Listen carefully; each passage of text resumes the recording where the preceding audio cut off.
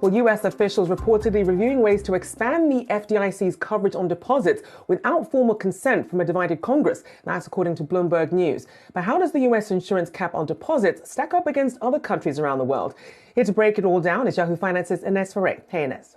Hey, Rochelle, that's right. And that FDIC insurance is $250,000, up to $250,000 that depositors can get back if a bank goes under. Now, when SVB went under and also when you had Signature Bank closing, regulators came in and said that depositors would be made whole regardless of how much money they have. But how does that $250,000 limit stack up against other countries? Well, we've got a full screen for you so you can see where we're at. And it looks like the U.S. has the most deposits that are insured, 250,000, with Australia's deposits coming in at 167,000 that are insured. European Union, if you have up to $107,000, that is insured. And then in China, up to 500,000 yuan or $73,000, and Canada, $73,000. Now, this measure to perhaps expand this in the U.S. would be to continue to shore up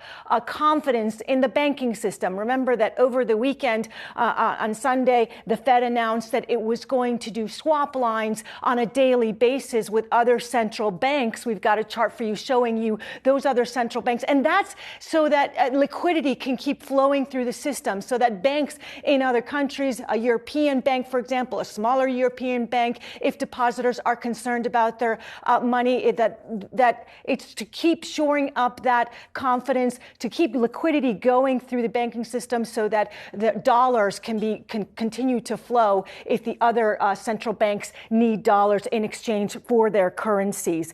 And all these measures are to sort of not just shore up confidence, but in the U.S. in particular, so that a two-tier banking system doesn't arise. Because the concern is that if you have these smaller regional banks that have insurance up to $250,000. If they go under, then, well, depositors are going to want to go to the bigger banks, the too big to fail banks, the banks that the government will definitely back. Rochelle.